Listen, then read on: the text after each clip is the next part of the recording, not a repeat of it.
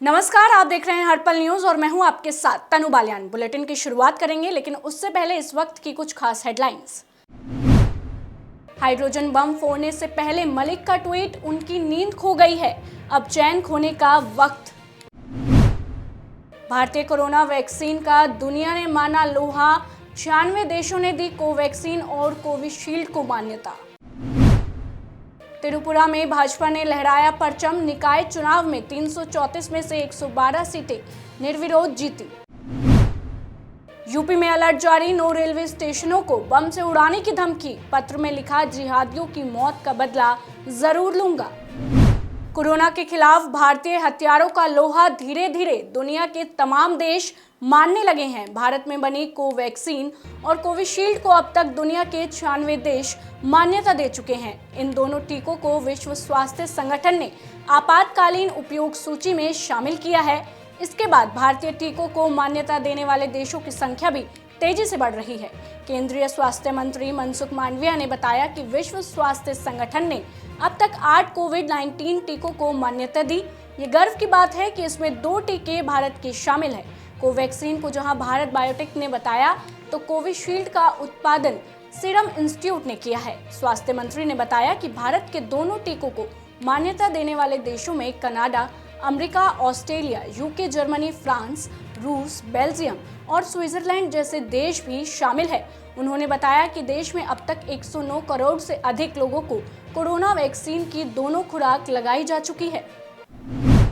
त्रिपुरा में निकाय चुनावों में सत्तारूढ़ भाजपा ने कुल 334 सीटों में से 112 सीटों पर निर्विरोध जीत हासिल की है। चुनाव अधिकारी ने बताया कि सोमवार को नामांकन वापस लेने का आखिरी दिन था और जांच की तारीख 5 नवंबर तय की गई थी। अधिकारी ने कहा कि विपक्षी माकपा के 15, तृणमूल कांग्रेस के 4, कांग्रेस के 8, एआईएसएफबी के 2 और 7 निर्दलीय उम्मीदवारों सहित 36 उम्मीदवारों ने सोमवार को अपना नामांकन वापस ले लिया था। शेष 222 सीटों के लिए कुल 795 उम्मीदवार मैदान में हैं, जिसके लिए 25 नवंबर को मतदान होना है। राज्य भर में अगरतला नगर निगम, 13 नगर परिषद और 6 नगर पंचायतों सहित शहरी स्थानीय निकायों में कुल मिलाकर 334 सीटें हैं। 7 नगर निकायों अम्बासा नगर परिषद, जिरानिया नगर पंचायत, मोहनपुर नगर परिषद, रानी बाजार नगर परिषद, विशालगढ़ नगर परिषद, उदयपुर नगर परिषद और संतर बाजार नगर परिषद में कोई विपक्षी उम्मीदवार नहीं है।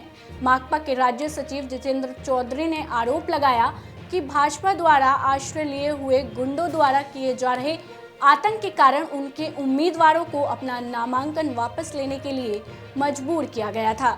राज्य में हिंसा नगर निकाय चुनाव के कार्यक्रम की घोषणा से काफी पहले शुरू हो गई थी। हमारी पार्टी के कई कार्यकर्ताओं पर हमला किया गया और 5 नगर परिषदों और 2 नगर पंचायतों में हमारे उम्मीदवार अपना नामांकन दाखिल नहीं कर सके। उन्होंने संवाददाताओं से कहा कि भाजपा के गुंडों ने एक अभूतपूर्व आतंक मचाया हुआ है। त्रिपुरा में अपना आधार बढ़ाने की कोशिश कर रही टीएमसी ने कहा था कि वह उत्तर पूर्वी राज्य में निकाय चुनाव लड़ेगी।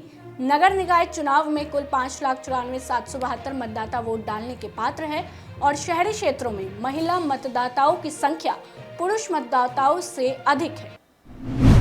एनसीपी नेता नवाब मलिक आज सुबह 10 बजे महाराष्ट्र के पूर्व मुख्यमंत्री देवेंद्र फडणवीस के खिलाफ बड़ा खुलासा करने वाले हैं। इससे पहले उन्होंने बुधवार सुबह ट्वीट किया कि उनकी नींद खो गई है, अब चैन खोने का वक्त आ गया है।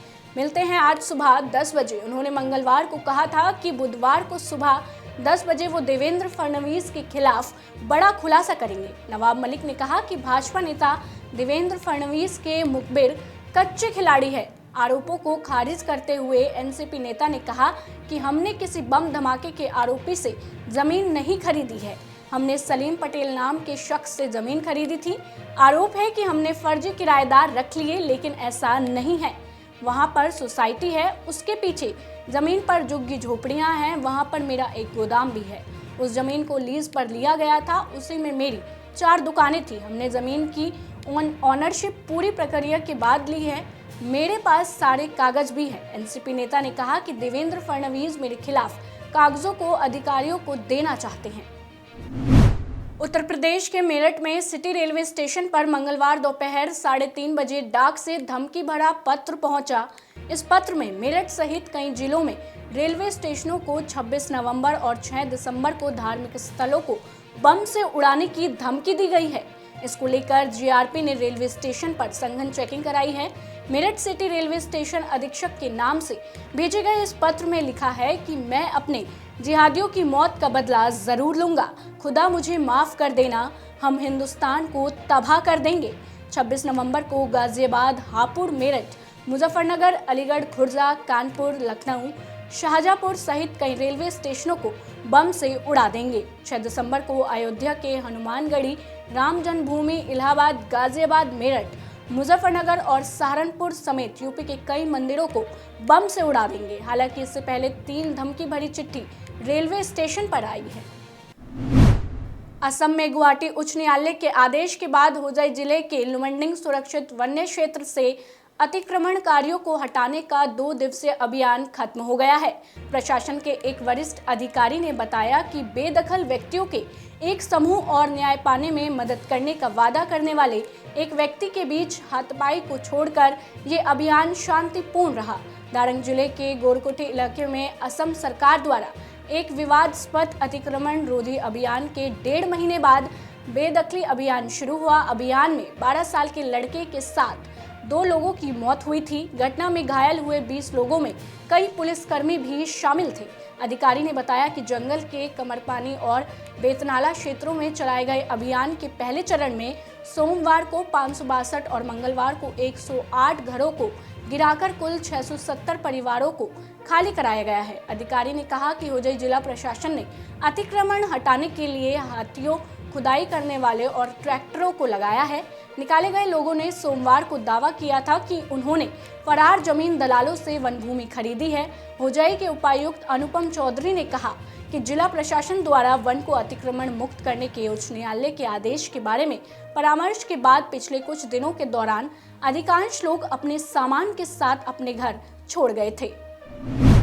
Army chief general MM Naravane ने 2 पाकिस्तान और चीन के साथ भारत के सीमा विवाद को देखते हुए सशस्त्र बलों के क्षमता विकास को राष्ट्रीय अनिवार्यता बताया और कहा कि विश्व संहारी पौधा गार्डियन आधुनिक दुनिया के चरित्र में तेजी से बदलाव रही है।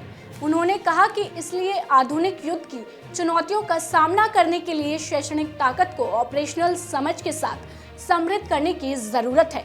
मंगलवार को भारतीय सेना ने गांधीनगर स्थित राष्ट्रीय रक्षा विश्वविद्यालय और भास्कराचार्य राष्ट्रीय अंतरिक्ष अनुप्रयोग और भू सूचना विज्ञान संस्थान के बीच समझौता ज्ञापन पर हस्ताक्षर किए। ये कार्यक्रम गांधीनगर के RRU परिसर में आयोजित किया गया था। रक्षा मंत्रालय के मुताबिक ये समझौता ज्ञापन भौगोलिक सूचना प्रणाली, परीक्षण सामग्री और तकनीकी सहायता में विकास में सुविधा प्रदान करेगा। इस मौके पर जनरल नरवाणे ने कहा, विध्वंसकारी प्रौद्योगिकियों आधुनिक दुनिया के चरित्र को पहले से कहीं ज्यादा तेजी से बदल रही है। हमने दुनिया भर में हालिया संघर्षों में इन प्रौद्योगिकियों के निर्णायक प्रभाव को देखा है। हमारे 2 पड़ोसियों के साथ पाकिस्तान और चीन में हमारी सक्रिय और विवादित सीमाओं को देखते हुए सशस्त्र बलों की क्षमता का विकास एक राष्ट्रीय अनिवार्यता है। सेना प्रमुख ने आगे कहा कि अन्य देशों के साथ विशिष्ट प्रौद्योगिकियों पर निर्भरता विशेष रूप से संघर्ष के समय में महत्वपूर्ण कमजोरियां पैदा करती है और बिसाग-N के साथ भारतीय सेना का सहयोग इन चुनौतियों का समाधान अंदरूनी तरीके से करने की दिशा में एक लंबा रास्ता तय करेगा। मजलिस पार्क कॉरिडोर के यमुना विहार और भजनपुरा स्टेशनों के बीच निचले डेक पर फ्लाईओवर जबकि ऊपर के हिस्से में मेट्रो लाइन के इंटीग्रेटेड डिजाइन के निर्माण के लिए केजरीवाल सरकार ने 220.10 करोड़ रुपए की मंजूरी दे दी है। इस परियोजना में मेट्रो लाइन, फ्लाईओवर के साथ सबवे के निर्माण का भी प्रस्ताव है। लोक निर्माण विभाग और दिल्ली मेट्रो रेल कॉरपोरेशन की संयुक्त पहल से इस परियोजना पर होने वाले खर्च में करीब 180 करोड़ रुपए की बचत होगी। उप मुख्यमंत्री मनीष सिसोदिया ने कहा कि हम कम समय में कम खर्च और कम क्षेत्र में तैयार होने वाला ये प्रोजेक्ट खुद में अनूठा होगा। इससे आवागमन में सहूलियत बढ़ जाएगी और दिल्ली के विकास में भी इस परियोजना की अहम भूमिका होगी। मंगलवार को उप मुख्यमंत्री मनीष सिसोदिया की मौजूदगी में व्यय और वित्त समिति की बैठक में यह निर्माण लिया गया। उप मुख्यमंत्री ने बताया कि 1447 मीटर लंबे और 20 मीटर चौड़ाई वाले इस फ्लाईओवर पर 6 लेन होगी। करावल नगर और गोंडा चौक पर 2 क्रॉसिंग होगी ताकि वाहनों की आवाजाही आसानी से हो सके। ट्रैफिक की समस्या को खत्म करने के साथ ही इससे सड़क की मौजूदा क्षमता में भी बढ़ोतरी होगी। उप मुख्यमंत्री ने कहा कि ये प्रोजेक्ट दिल्ली की तरक्की के लिए अहम साबित होगा। डीएमआरसी और पीडब्ल्यूडी के इस संयुक्त प्रयास से फ्लाईओवर के निर्माण में करदाताओं के करीब 140 करोड़ रुपए, जबकि मेट्रो निर्माण में 40 करोड़ रुपए सहित कुल 180 करोड़ की बचत होगी। पहले इस फ्लाईओवर के निर्माण और इससे जरूरी बुनियादी सुविधाओं के विस्थापना पर 359.70 करोड़ रुपए की लागत थी। इंटीग्रेट डिजाइन से 140 करोड़ रुपए की बचत के बाद इसकी लागत 220.10 करोड़ रुपए रह गई।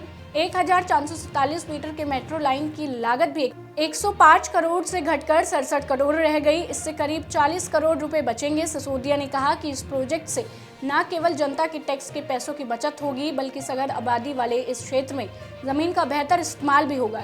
2 वर्ष में इस परियोजना को पूरा किया जाएगा। निर्माण पूरा होने से आसपास के क्षेत्र की जनता को लंबे ट्रैफिक जाम से नहीं जूझना पड़ेगा और समय की भी बचत होगी। फ्लाईओवर और मेट्रो का ये एकीकृत मॉडल पर्यावरण की दृष्टि से भी बेहतर साबित होगा।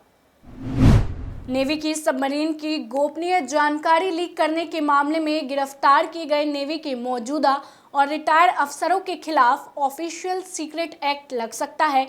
इसके लिए सीबीआई ने भारत सरकार से अनुमति मांगी है। जानकारी के मुताबिक इस मामले में गिरफ्तार हुए एक आरोपी की जमानत याचिका पर मंगलवार को सुनवाई हुई। सुनवाई के दौरान सीबीआई ने आरोपियों की जमानत अर्जी का विरोध किया। एजेंसी ने कहा कि सबमरीन की गोपनीय जानकारी लीक करने का मामला राष्ट्रीय सुरक्षा से जुड़ा है। ऐसे में दर्ज एफआईआर में ऑफिशियल सीक्रेट एक्ट सेक्शन जोड़ने के लिए भारत सरकार से अनुमति मांगी गई है। आपको बता दें कि इस मामले में सीबीआई ने 2 अलग अलग चार्जशीट दाखिल की थी। ये दोनों चार्जशीट 2 नवंबर को फाइल की गई थी। पहली चार्जशीट रिटायर्ड नेवी अफसर एसजे सिंह और retired commander retired Randeep Singh के खिलाफ जारी की गई। आरोप है कि दोनों ने नेवी के एक अलग प्रोजेक्ट की जानकारी लीक की। सीबीआई का कहना है कि ये सीक्रेट लीक करने के लिए रणदीप को 2.40 करोड़ रुपए मिले थे, जिसमें से 2.9 करोड़ रुपए ट्रैप मनी थे जो रणदीप एसजे सिंह को दे रहा था। वहीं दूसरी चार्जशीट 6 लोगों के खिलाफ की गई। उसमें एसजे सिंह और रणदीप सिंह के साथ ही 2 सेवारत कमांडर अजीत कुमार पांडे और जगदीश कुमार का नाम भी शामिल है। इसके अलावा हैदराबाद की प्राइवेट कंपनी में काम कर रहे executive director TP Shastri, NV Rao और के चंद्रशेखर भी इस केस में आरोपी है। इस मामले में 19 जगह सीबीआई ने सर्च की थी। फिलहाल के लिए इस बुलेटिन में इतना ही। तमाम खबरों को जानने के लिए आप जुड़े रहिए हमारे साथ और देखते रहिए हर पल न्यूज़।